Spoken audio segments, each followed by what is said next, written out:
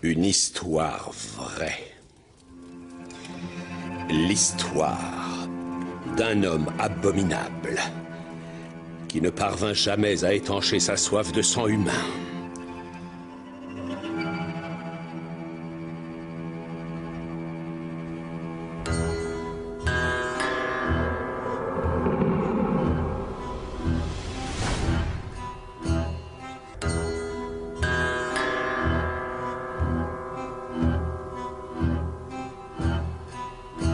La mythologie autour des loups, l'idée que le loup soit une créature que l'on doit respecter et craindre, apparaît déjà dans la Bible. Le grec Hérodote, premier historien reconnu, et le romain Ovide Publius mentionnaient déjà le loup dans leurs écrits. Mais il a fallu attendre la parution de cet ouvrage à la fin du XVIe siècle pour avoir une véritable référence aux histoires de loups-garous telles que nous les connaissons aujourd'hui. Cet être abject, à l'âme d'un tyran et à la cruauté sans égale, ne vivait que pour assouvir ses pulsions. Son esprit malin avait emprise sur les hommes, les femmes et les enfants du village de Bedburg.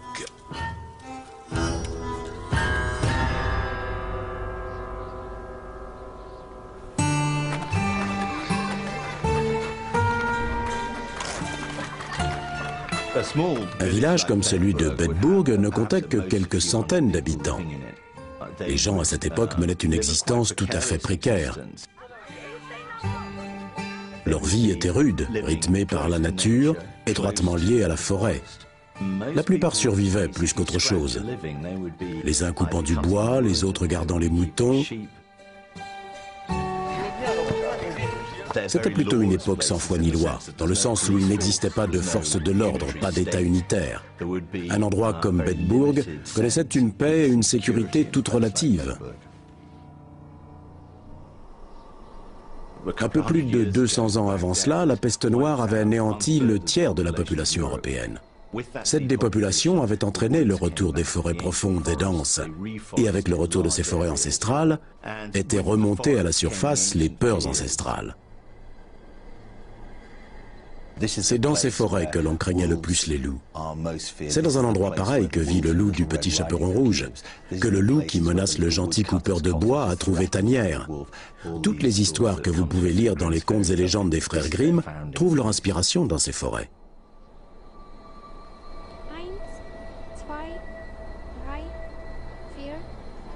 1, 2, 3, 4, 5, 6,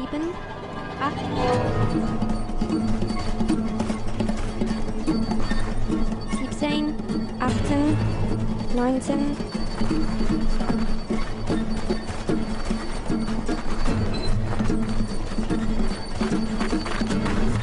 Einunddreißig, 32,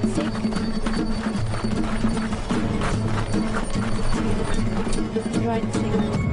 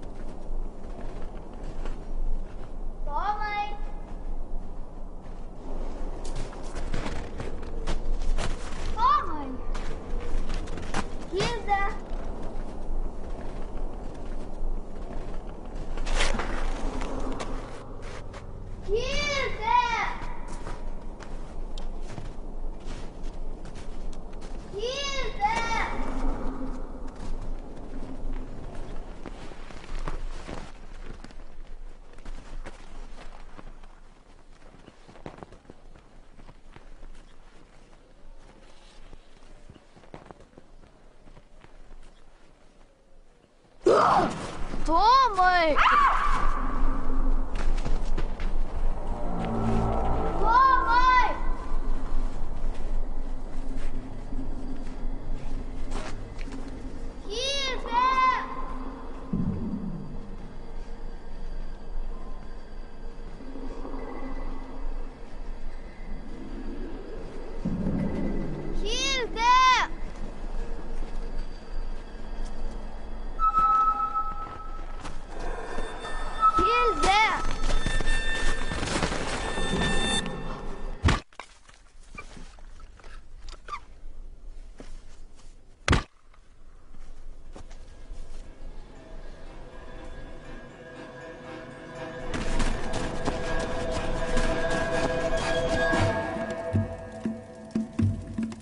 La disparition inexpliquée d'enfants inquiétait.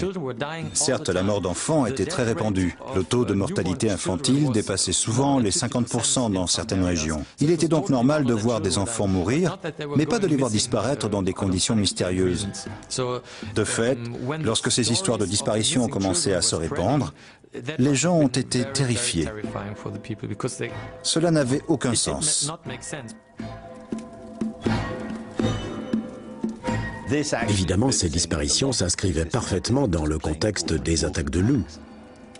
Dans ce village de Bedburg, encore à peine civilisé, situé en bordure de forêt, le loup apparaissait comme l'ennemi évident.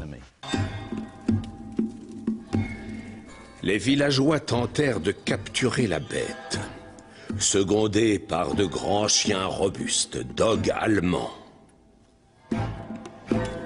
La chasse était ouverte pour que la bête meure.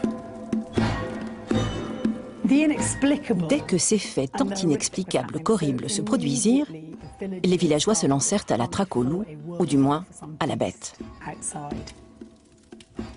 Évidemment, nul ne pouvait se douter que ce qu'ils cherchaient se trouvait parmi eux.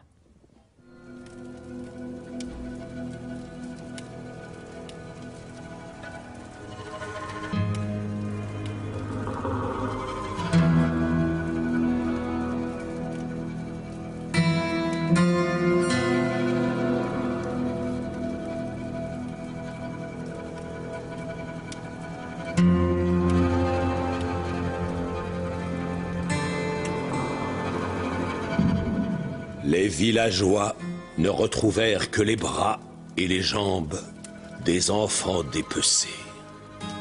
S'ajouta à leur grande douleur un terrible sentiment d'horreur.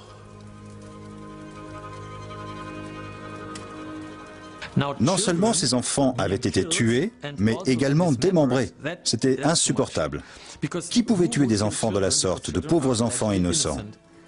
C'était incompréhensible. Vous savez, depuis toujours, si les gens ne comprennent pas quelque chose, l'être humain a besoin de comprendre les choses. Il pense qu'il est suffisamment doué de raison pour comprendre tout ce qui l'entoure. Alors, lorsqu'il lui arrive de ne pas comprendre, il se dit que c'est sans doute surnaturel. Même le plus diabolique de tous les sorciers, le plus abominable qui n'ait jamais vécu, ne pouvait être comparé à celui qui avait commis pareille horreur. Une telle cruauté, une telle sauvagerie, faisait de cette chose le fils abject et ignoble du démon. In nomine Patris et Filii et Spiritus Sancti. Amen. Pater noster. Au cours de ce XVIe siècle, nous assistons à la naissance d'une nouvelle vague religieuse. Un bouleversement de grande ampleur qui met l'accent sur les miracles, sur le caractère contre nature. L'idée que Satan lui-même pourrait enfreindre les lois de la nature pour punir l'homme de ses péchés. Adveniet regnum tuum, fiat voluntas tua, sicut in cielo. 200 ans plus tôt, il était considéré comme hérétique de croire en ces histoires de sorciers. Mais désormais, l'Église faisait monter la pression, brûlait les sorcières. Les gens étaient prêts à recevoir des explications d'ordre surnaturel. Et en l'absence d'explications rationnelles, la population sombrait facilement dans l'irrationnel. Oui, cela devait arriver.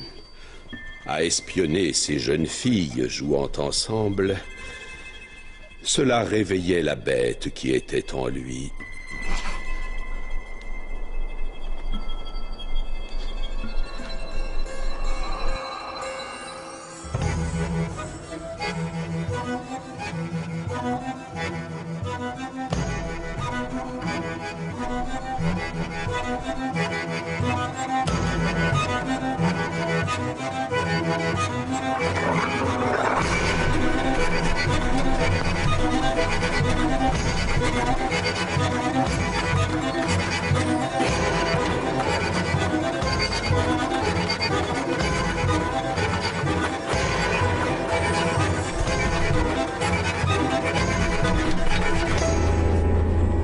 Et tandis que les autres fuyaient à grandes enjambées, il s'assurait d'en attraper au moins une.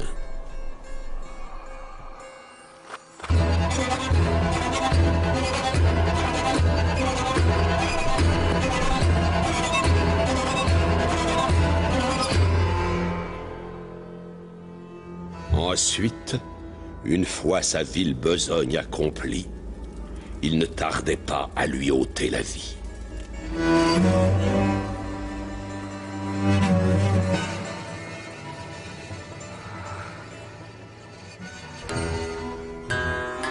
Très tôt a germé l'idée qu'il pouvait s'agir d'une bête. Mais lorsque les gens ont constaté qu'il y avait eu abus sexuel ou acte sexuel, est apparue une autre hypothèse, celle d'une bête qui agissait comme un être humain. D'où le fait qu'il puisse s'agir d'un être mi-homme, mi-bête, et cet homme animal pouvait être un loup-garou. Les gens ne croyaient pourtant pas au loup-garou. Mais quelle autre explication pouvait-il donner? Celui qui avait fait une chose pareille pouvait très bien être à la fois homme et animal. Devant les faits, cela n'avait rien d'insensé que de parler d'une telle créature.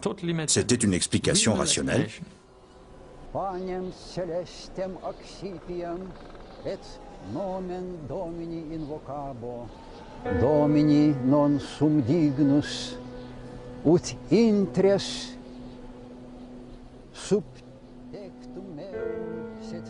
L'idée que le tueur pouvait être parmi eux, fasse partie de leur communauté, était si affreuse qu'ils ne pouvaient l'accepter. Corpus Domini Jesu Christi, custodiet animam meam in vitam aeternum. Amen. Cela venait bouleverser leur image du chrétien convenable, vivant une vie décente. Ils ont dû projeter leur peur sur autre chose, sur une créature diabolique. Corpus Domini Jesu Christi, custodiet animam meam in vitam aeternum. Les gens aiment à penser que les pédophiles sont des monstres à deux faces, qu'ils sont facilement identifiables parce qu'ils ne sont pas comme nous, les gens normaux. Ce n'est malheureusement pas le cas. Certains présentent très bien. Ils peuvent être convaincants, charmants, ou en un sens, ils peuvent être attirants. Ce sont de grands manipulateurs. Ils mentent très bien et jouent le jeu des apparences. Les gens plongent sans se méfier. Ils restent souvent insoupçonnables pendant très longtemps.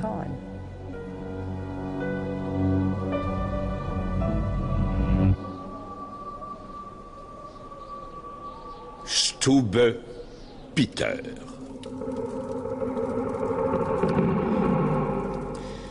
Qui a habité toute sa vie, qui est même né et a grandi dans le village de Bedburg.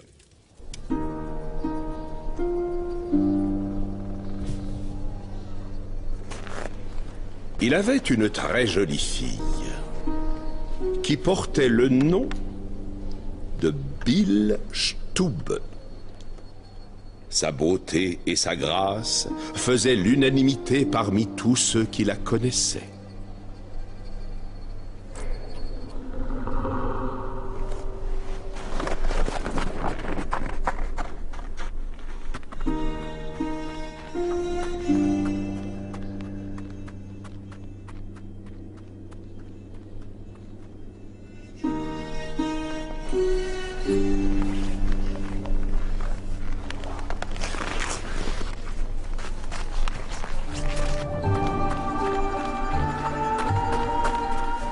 Le premier fruit de ses ébats était son fils, dont il tirait tant de fierté qu'il le surnommait fréquemment sa joie de vivre. De ce que nous en savons, Peter Stube était apprécié de tous.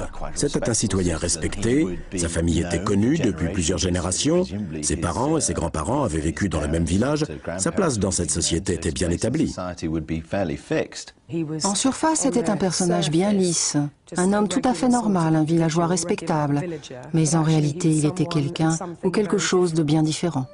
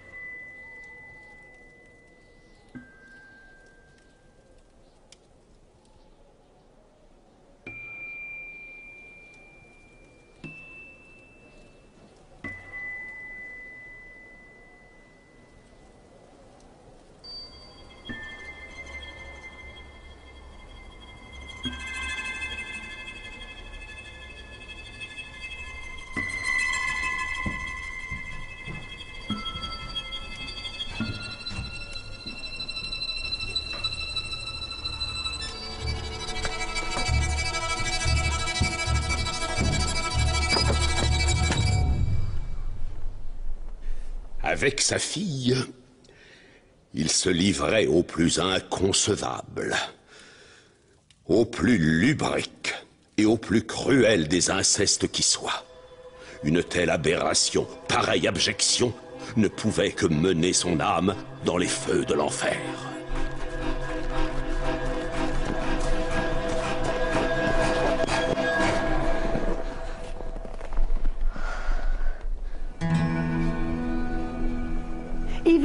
De nos jours encore, nous imaginons sans peine cet étranger, caché dans les buissons, une cagoule sur la tête, prêt à kidnapper notre enfant. Mais il faut savoir que la majorité des abus, et de loin, proviennent de gens que nous connaissons. Prenons un exemple plus récent, celui de Joseph Fritzl en Autriche. Une aberration absolue. Ce qu'il a fait est totalement inconcevable. Si inconcevable que personne, non, personne ne se doutait de quoi que ce soit. Il en a été de même dans ce petit village allemand. La population a refusé de croire qu'une chose aussi répugnante puisse arriver au sein même de la communauté, ou dans la maison du voisin d'à côté. Les habitants de Bedburg se sont sentis alors si menacés qu'ils ne voyageaient plus qu'avec un arsenal digne de ce nom, ayant toujours au ventre la peur de ce féroce et sanglant animal.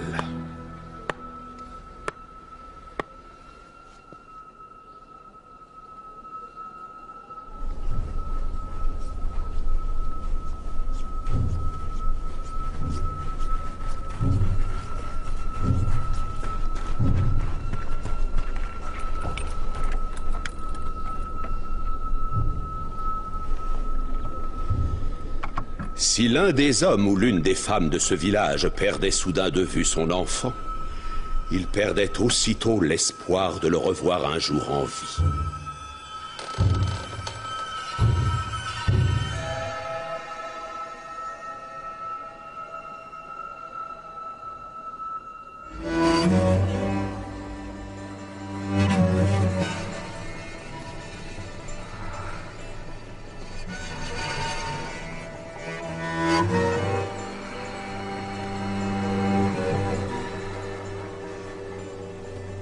La plupart du temps, Stube cheminait dans les rues du village sous un aspect convenable, ayant l'apparence d'un homme tout à fait normal.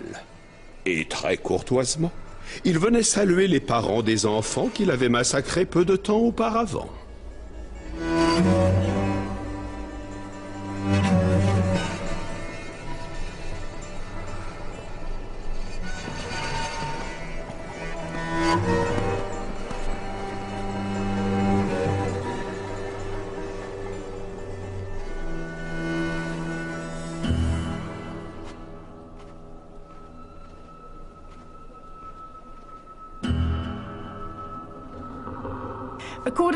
Nous savons, d'après cette brochure médiévale, que les recherches avaient été poussées pour retrouver cet être humain à moitié animal. Mais ça ne veut pas dire pour autant que certains villageois n'avaient pas quelques soupçons à l'égard d'un des leurs, dans leur village même. Les tueurs en série se font souvent piéger parce qu'on les a vus au mauvais endroit ou au mauvais moment. C'est une réelle menace pour eux. C'est un problème et ils doivent y remédier. Et pour eux, qui sont déjà plutôt antisociaux, totalement antisocial même dans le cas de Peter Stube, puisqu'il a des relations incestueuses, qu'il connaît un dysfonctionnement familial grave, pour eux donc, il est tout à fait logique de tuer ceux qui se mettent en travers de leur route. C'est une étape logique et nécessaire. Et c'est ainsi que ce loup cruel et avide vit ces deux hommes et cette jeune femme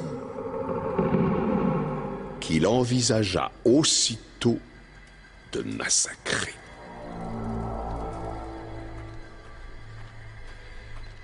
Très astucieusement, il se tapit dans les bois hors de leur vue, et dès qu'il les entendit approcher, il appela l'un d'eux par son nom.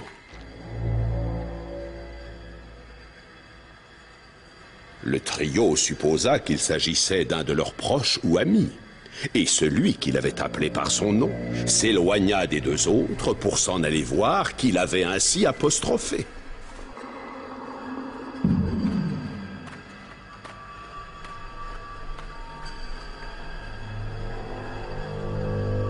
Pendant ce temps, les deux autres attendirent patiemment son retour.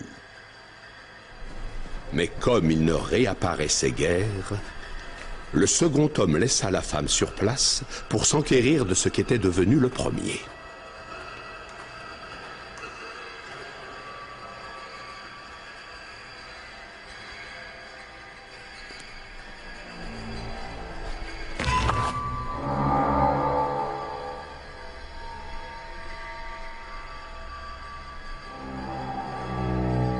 La femme, ne voyant revenir aucun des deux, commença à se demander si le diable ne s'en était pas mêlé.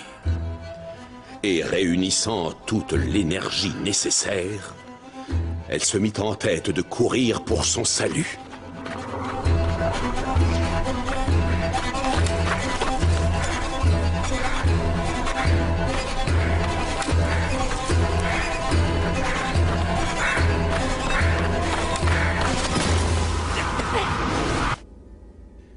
Des deux hommes, l'on retrouva les corps affreusement mutilés.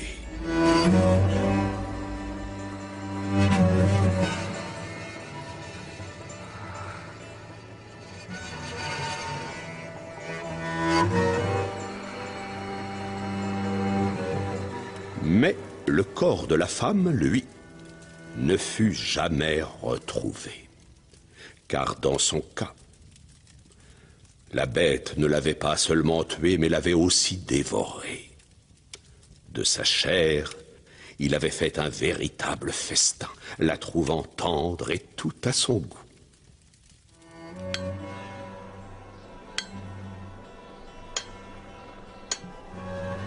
Les villageois peaufinaient chaque jour un peu plus leur dessein.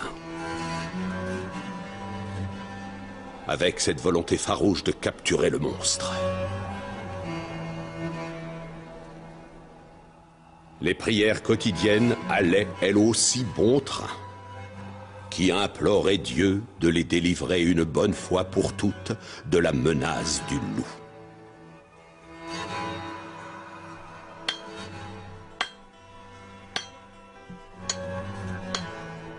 Et bien qu'ils aient mis en œuvre tous les moyens dont ils disposaient pour traquer et capturer la bête,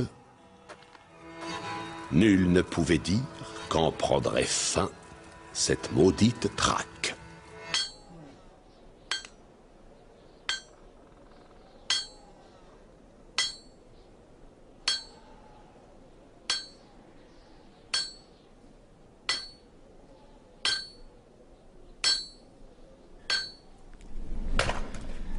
Ce qui devait arriver arriva. Le destin joua un mauvais tour à celui que le sort avait déjà condamné.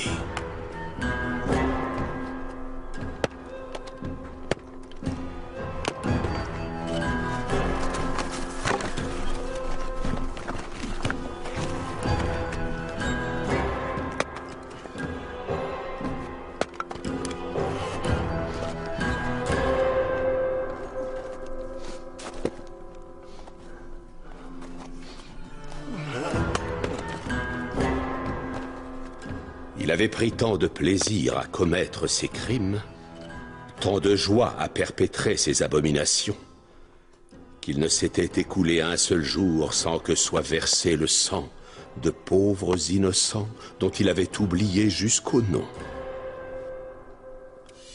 Il entraîna son fils bien-aimé dans les champs, puis de là, dans la forêt. Là, Peter Stube prétexta quelques besoins naturels impérieux.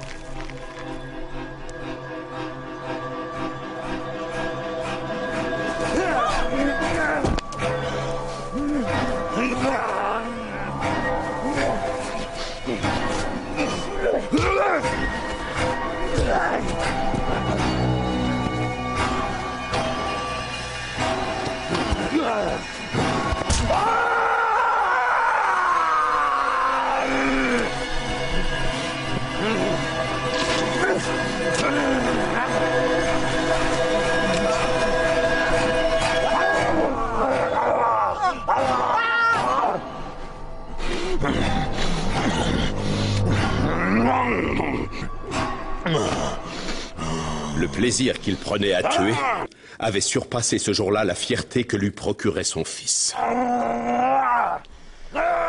Sous l'apparence et les attitudes d'un loup, il tua sauvagement son propre fils. La chose faite, il extirpa de ses mains le cerveau de la tête de son pauvre enfant et le dévora, tel un plat des plus raffinés. Il se délecta de ce mets délicieux et assouvit ainsi son féroce appétit. Le plus effroyable des actes jamais commis de la main d'un être humain. Jamais la nature n'avait engendré pareil dégénéré.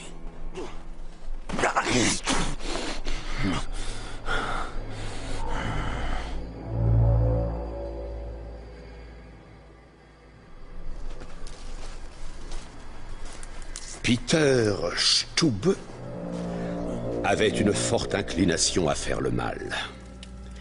Il était plutôt doué dans la pratique des arts maudits.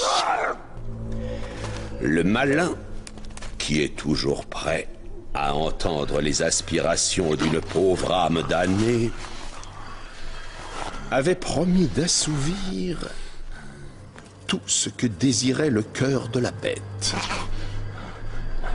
Ainsi le démon donna à cet homme l'apparence d'un loup sanguinaire et monstrueusement féroce.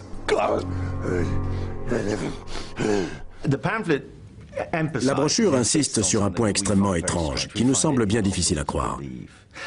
C'est l'idée que cet homme aurait commis ses crimes sous l'apparence d'un loup. Il y a une nombre d'explications à cela, mais la première de ces explications est sans doute d'ordre psychologique. La lycanthropie clinique est une maladie psychiatrique où le patient croit se transformer. En l'occurrence en loup, mais également en tout autre type d'animal par extension. Ce nom de lycanthropie clinique est directement tiré de la légende du loup-garou. Nous parlons là de personnes qui se prennent assurément pour Wolverine, qui se déplacent à quatre pattes, qui peuvent grogner et aboyer. Le cas de Peter Stube est tout à fait typique. Il semblerait qu'il ait cru dur comme fer, qu'il était une bête, un loup, et il se comportait comme tel. Il s'en prenait toujours au plus faible.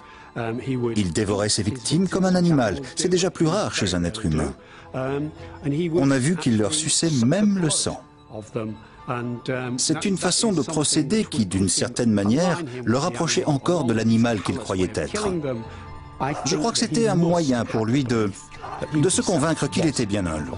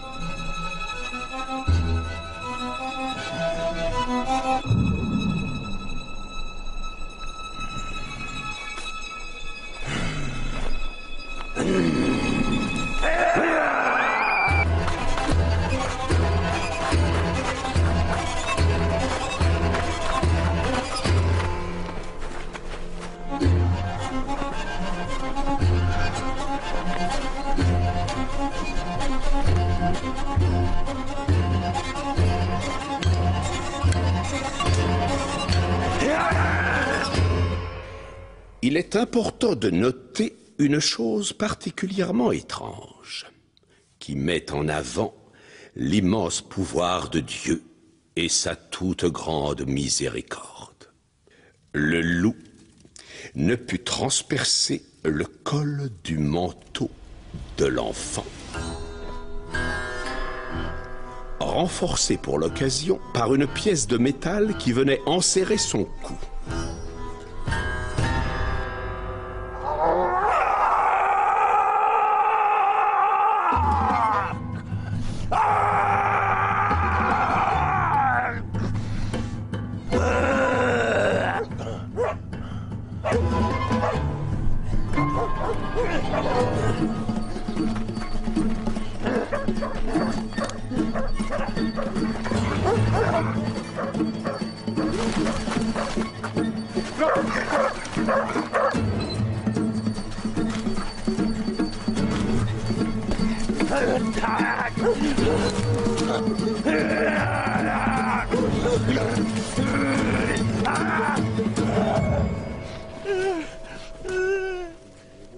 Tel Dieu qui livra Goliath aux mains de David, la bête tomba ainsi entre celles des chasseurs. Cependant, de l'apparence du loup, il n'avait plus rien. C'est bien sous la forme d'un homme, sa véritable apparence, qu'il fut capturé. C'est bien là le moment clé de cette histoire de loup-garou, de ce récit. Tous ceux qui le traquaient l'auraient vu se transformer, car sans ça, plus de loup-garou. Est-ce vraiment ce qu'ils ont vu dans la pénombre de cette forêt? Peut-être poursuivaient-ils un véritable loup et sont tombés sur Stube? Qui sait, peut-être. Mais ils ont vu ce qu'ils croyaient être un loup revenu à sa forme humaine. Tout cela donnait un sens à tous ces faits surnaturels. Toute leur peur convergeait désormais vers cet homme qui tremblait à leurs pieds. Ce Peter Stube était désormais à leur merci.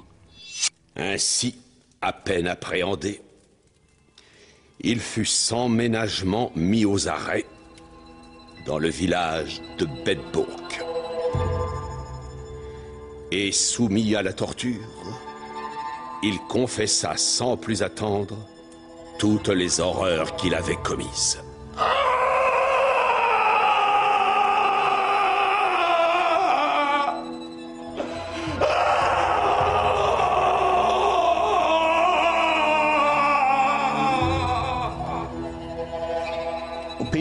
Peter Stube a confessé tous ses crimes à ce que l'on sait. Il a donné tous les détails à propos de son inceste, du meurtre de son fils, ses actes de cannibalisme, enfin tout ce que les villageois n'avaient pas pu voir. On dit que sa confession a été faite de son plein gré. En cette fin de XVIe siècle, on peut en douter. En fait, à chaque interrogatoire, les instruments de torture devaient être mis en évidence. L'une des tortures les plus répandues était de vous attacher bras et jambes et de vous écarteler. Et lorsqu'on vous préparait, entre guillemets, à cet interrogatoire, il s'agissait surtout de vous faire ressentir les possibilités de cet instrument. Vous n'étiez certes pas démembré, mais ce qu'on vous faisait subir s'apparentait pas mal à de la torture.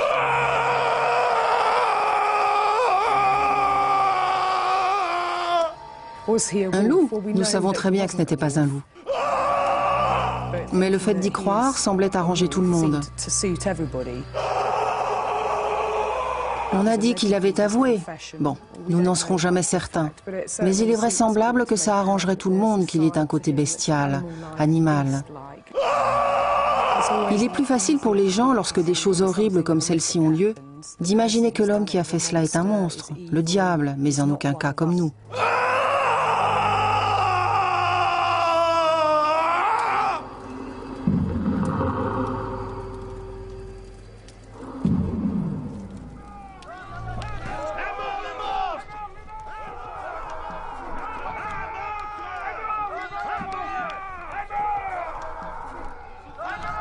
Peter Stube fut d'abord condamné à être fermement attaché sur l'une de ses roues.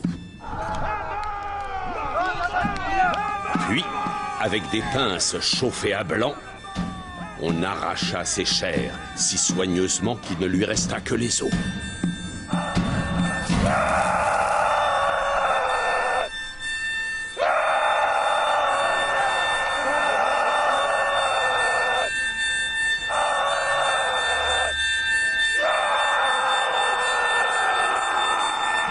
À la suite de quoi, ses jambes et ses bras furent broyés à coups de hache. Son supplice prit fin lorsqu'il fut décapité. S'il était vraiment un loup-garou, les villageois ne voulaient pas qu'il revienne et recommence ses atrocités. Donc ils devaient le tuer selon un rite bien précis, lui broyer les membres et le décapiter. Tout cela était nécessaire pour qu'il ne revienne pas les hanter en tant que bête. Sa mise à mort fut vraiment atroce. La façon dont ils l'ont tué était aussi horrible que les crimes qu'il avait commis. Les témoins de cette scène ont eu leur dose d'hémoglobine. C'est très bien exprimé dans cette histoire de loup-garou. Ils ont été galvanisés par cette histoire. Ils en ont eu littéralement pour leur compte de viande fraîche. En faisant ça, ils ont relégué en cet homme tous leurs péchés et s'en sont purgés. C'est la preuve que ce terrible épisode de leur vie est terminé. Les villageois n'ont plus à avoir peur de la bête qui se trouvait parmi eux, en eux. Vint ensuite le tour de sa fille. Elle fut condamnée à être brûlée et réduite en cendres. Engeance du malin finissant aux côtés de la carcasse d'une monstrueuse créature nommée Peter Stube.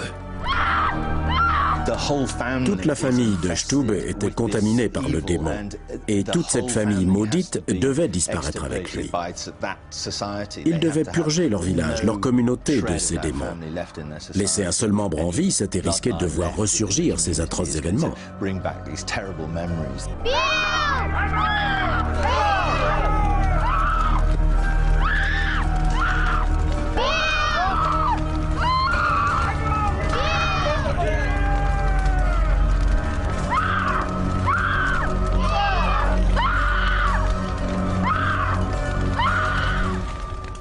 Et voilà, cher lecteur, voici comment s'achève la véritable histoire de cet homme démoniaque, Peter Stube. J'aimerais que ceci soit un avertissement à tous les sorciers et sorcières qui, au mépris de la vie, ne pensent qu'à suivre leur imagination diabolique, tout en causant la ruine et la destruction de leurs âmes corrompues.